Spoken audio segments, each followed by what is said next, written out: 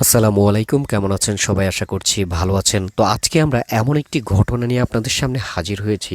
আশা করছি ঘটনাটি অনেক ভালো লাগবে। চলুন শুরু করা যাক আমাদের আজকের গল্পটি। বছরখানেক আগের ঘটনা। আমাদেরই এক বন্ধু শিহাব গিয়েছিল তার গ্রামের বাড়ি শ্রীপুরে। সেখান থেকে এসে সে আমাদের এক রোমহর্ষক ঘটনা শোনালো। ঘটনাটা ওই গ্রামের এক মাঝ বয়সী লোককে নিয়ে। ওনার নাম ছিল মন্নান মিয়া। ছিল বলছি কারণ লোকটা এখন জীবিত নেই। সে যাই হোক, আমাদের এই ঘটনার মূল অংশ মন্নান মিয়াকে ঘিরে। মন্নান মিয়া শ্রীপুর গ্রামের স্থানীয় কেউ নন। বছর পাঁচেক আগে গ্রামে এসেছিলেন ঘুরতে ঘুরতে ঘুরতে ঘুরতে এরপর গ্রামের লোকজন তাকে পছন্দ করে ফেলে।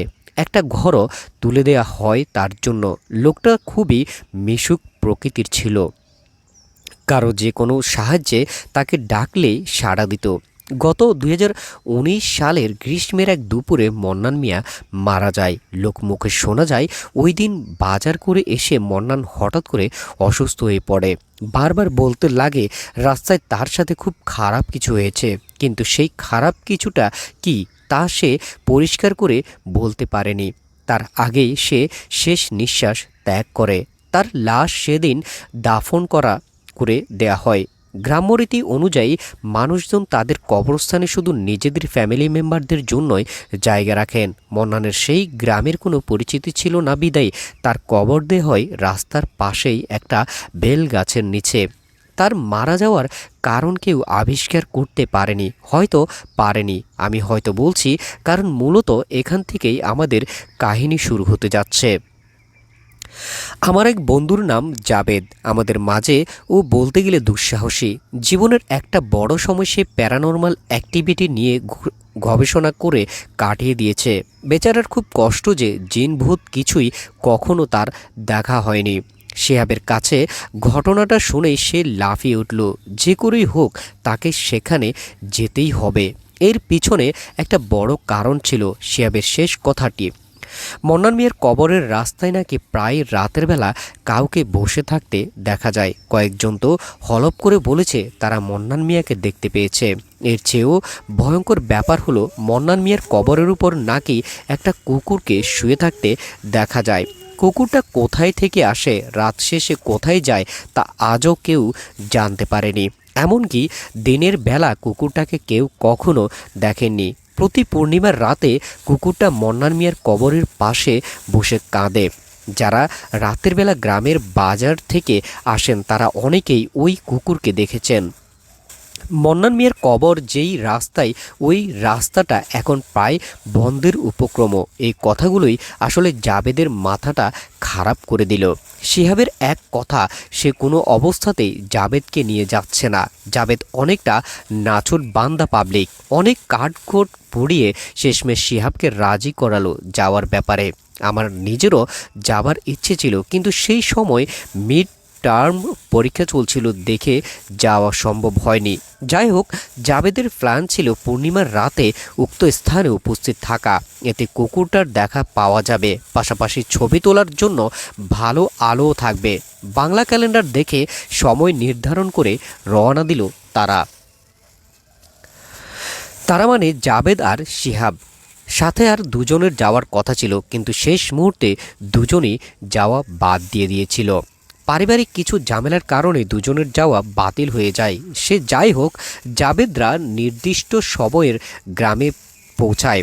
আদর আপ্যায়নের তাদের বরণ করে নেয় শিহাবের আত্মীয় স্বজনরা। মোটামুটি ফ্রি হবার পর জাবেদ শিহাবের ছোট কাকাকে খুলে বলে আসার আসল উদ্দেশ্য। শুনে ছোট কাকা কিছুটা গম্ভীর হয়ে যায়। শেষমেশ জাবেদ আর শিহাবের প্রবল অনুরোধের মুখে নতি স্বীকার করতে হয় তার।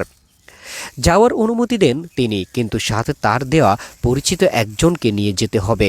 জাবেদ চাচ্ছিল একাই যেতে, কারণ এইসব ব্যাপারে বেশি মানুষ থাকলে নাকি প্যাচ লেগে যেতে পারে। কিন্তু ছোট কাকার শর্ত একটাই, হয় তাকে সাথে তার দেওয়া গাইড যাবে, না হলে যাওয়া বাতিল। অগত্য জাবেদকে রাজি হতেই হলো। সেদিন ছিল রবিবার। সন্ধ্যার পরেই আকাশ উজ্জ্বল করে পূর্ণিমার চাঁদ উঠল। চাঁদের আলোতে চারপাশে যেন আলোকিত হয়ে উঠল। বিপত্তি শুরু হলো ঠিক তখনই। শিহাব তাড়াহুড়ো করে বের হতে গিয়ে দরজার চোকাতে ধাক্কা খেলো, সাথে সাথে মাথা ধরে বসে পড়ল। হাত সরাতেই দেখে গেল ফিনকি দিয়ে রক্ত বেরুচ্ছে। বাসাবর্তী মানুষের মধ্যে হট্টগোল বেঁধে গেল। একে তো গ্রাম অঞ্চল, তার উপর এখনও ফ্রিজ জিনিসটা এতটা জনপ্রিয় হয়ে ওঠেনি। শিহাবকে ধরাধরি করে নলকূপের পাড়ে নিয়ে যাওয়া হলে প্রায় 20 মিনিট লাগলো রক্ত বন্ধ হতে। এই অবস্থায় শিহাবের পক্ষে যাওয়া একদমই সম্ভব ছিল না, কিন্তু জাবেদ কাকাকে বলে তার নিজের যাওয়া নিশ্চিত করে নিল। সাথে থাকবে গাইড রতন আলী। অনেকেই হয়তো ভ্রু কুঁচকাতে পারেন যে চেনা নেই জানা নেই একটা ছেলেকে এই অবস্থায় তার বাসা থেকে কিভাবে বের হতে দিল, তাও যখন ছেলেটা তাদের অতিথি। ভাই, জাবেদকে আমি চিনি, সে যদি বলে সে যাবে তাহলে তাকে আটকানো কারো পক্ষেই সম্ভব না। এমনকি সে তখন নিজের বাবা মার কথাও শোনেন না। রতন আলী ওই গ্রামের সবচেয়ে সাহসী মানুষদের মাঝে একজন। ছোট কাকা রতনকে বুঝিয়ে দিলেন যেন কোনো অবস্থাতেই জাবেদকে ফেলে চলে না আসে। গ্রামের ছোট কাকার ভালো প্রতিপত্তি ছিল। রতন আলী নিজের বুকের চাপড় দিয়ে বলল সে কাউকে ভয় করে না, ভূতের ভয়ও তার নেই। বরং শহরের ভাইয়ের সাথে সেও আজকে দেখবে কিসের ভূত আর কার ভূত। রতনের হাতে একটা ব্যাটারি চালিত টর্চ লাইট। জাবেদ ঢাকা থেকে একটা শক্তিশালী টর্চ লাইট আর একটা ভালো মানের ডিজিটাল ক্যামেরা নিয়ে যায়। ক্যামেরাটা গলায় ঝুলিয়ে টর্চটা হাতে নিয়ে হাঁটতে লাগে সে। পাশেই রতন আলী। রতন তাকে গ্রামের বিভিন্ন ঘটনা জানাতে লাগলো। কোনো বাড়ির কে কবে কার হাতে খুন হয়েছে, সে কোথায় ফাঁস দিয়ে মারা গেছে, এইসব। জাবেদের বিরক্ত আর ভয় দুটোই লাগছিল। ভয় লাগার ব্যাপারটা আমার অনুমান, কারণ সে যখন গল্পটা বলছিল তখন বলেছিল তার শুধু বিরক্ত লাগছিল আর অদ্ভুত একটা অনুভূতি হচ্ছিল। আমি ধরে নিয়েছি সেই অনুভূতিটা ভয়। বাড়ি থেকে জায়গাটা দূরত্ব 2 মাইলের মতো। গ্রামের নীরবতায় নাকে ভূত দেখার টেনশনে কে জানে জাবেদের ভীষণ বাথরুম চাপল। রতন আলীকে সে টর্চটা ধরতে বলে নিজেই গেল একটা গাছের নিচে প্রকৃতিক ডাকে সাড়া দিতে। কাজ শেষ করে ফিরে এসে তারা আবার হাঁটতে লাগলো। কিছুক্ষণ চুপচাপ হাঁটার পর হঠাৎ রতন আলী জাবেদকে জিজ্ঞেস করে বসলো মন্নান মিয়া সম্পর্কে কতটা কি জানে সে। জাবেদ একটু চমকে গেল, কারণ কিছুক্ষণ আগে যেই গলায় রতন আলী কথা বলছিল তার সাথে এখনকার গলা যেন একটু অমিল লক্ষ্য করা যায়। তবে ঘাবড়ে না গিয়ে সে বোঝার চেষ্টা করল ব্যাপারটা কি আসলেই তাই নাকি তার দুর্বল মনের চিন্তা। জাবেদ মন্নান মিয়া সম্পর্কে যা জানতো তা বলল রতন আলীকে। শুনে রতন আলী কিছুক্ষণ চুপ করে থেকে বলল মন্নান মিয়া কেমনে মারা গেছে জানতাম না, জানতাম চান। রতন আলীর কথা শুনে গ্রাম্য ভাষায় লেখা হলো, আমি যখন গল্পটা শুনছিলাম তখন জাবেদ ও রতন আলীর কথাগুলো গ্রাম্য টানেই বলছিল। এটা একটা রহস্য, কারণ জাবেদ ওই গ্রামে মাত্র 2 দিন ছিল। তার পক্ষে এত ভালোভাবে ভাষাটা রপ্ত করা সম্ভব না।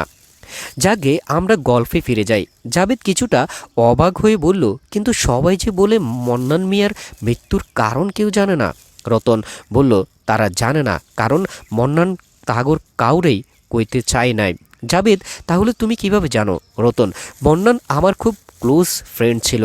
মরার আগে কি তোমার সাথে তার কথা হয়? কিছুক্ষণ চুপ থেকে রতন বলল, আপনি আসল ঘটনা জানতে চান?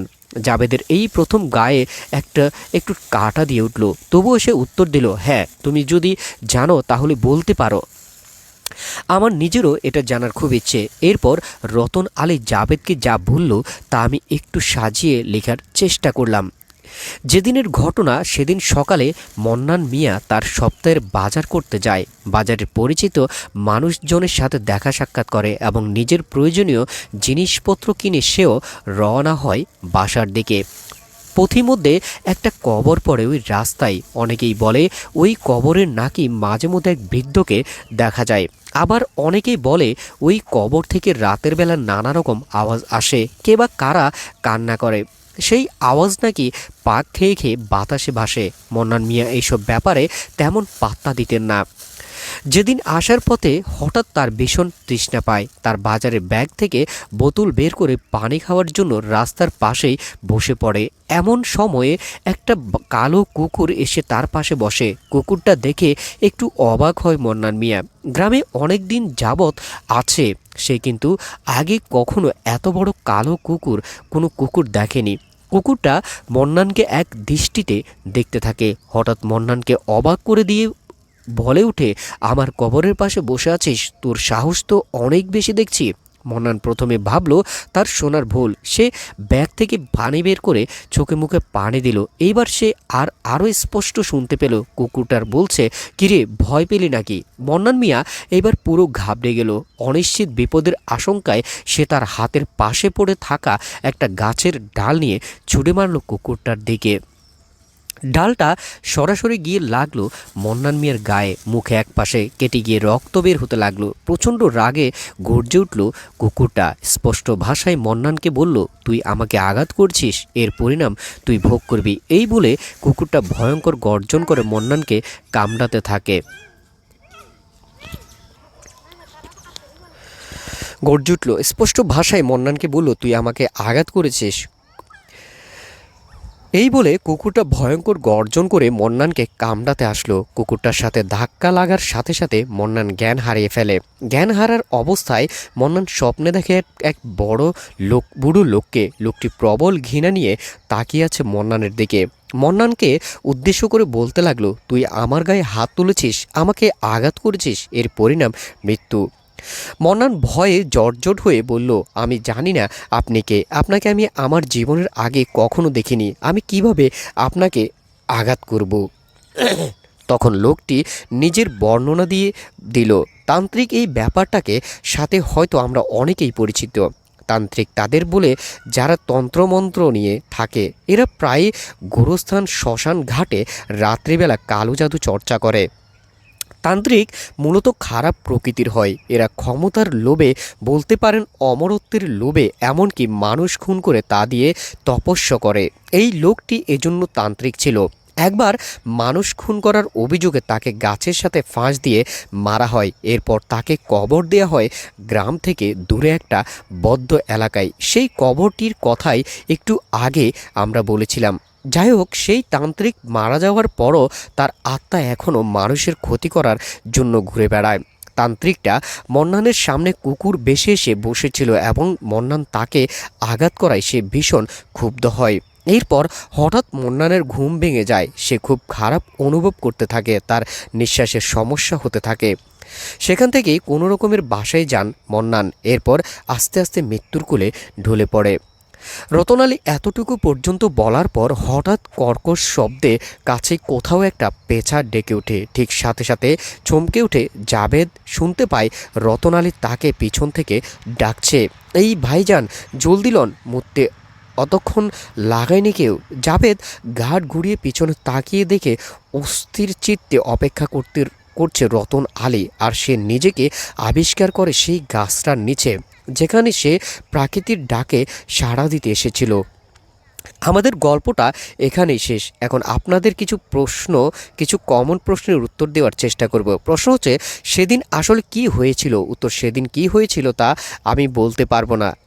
এক একজনের এক এক রকম ধারণা। সম্ভব মন্নান মিয়া এসে জানিয়ে দিয়ে গিয়েছিল তার মৃত্যুর রহস্য। হয়তোবা এটা জাবেদের বিক্ষিপ্ত মনের কল্পনা।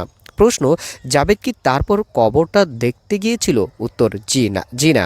জাবেদ সেই গাছের নিচেই মাথা ঘুরে পড়ে যায়। রতনালী তাকে কাঁধে করে বাসায় নিয়ে আসে। প্রশ্ন, জাবেদের এরপর কি হলো? উত্তর, জাবেদ এরপর একটানা 4 মাস অসুস্থ ছিল।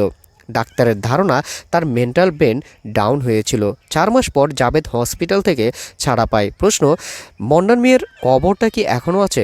উত্তর, জি, কবরটা বহাল তবিয়তে আছে, যদিও এই ঘটনার পর কবরের পথ তা বন্ধ করে দেওয়া হয়েছে এবং এরপর কোনোদিন কবরের কুকুরটাকেও আর দেখা যায়নি। দর্শক, এই ছিল আমাদের আজকের গল্প। কেমন লেগেছে অবশ্যই জানাবেন।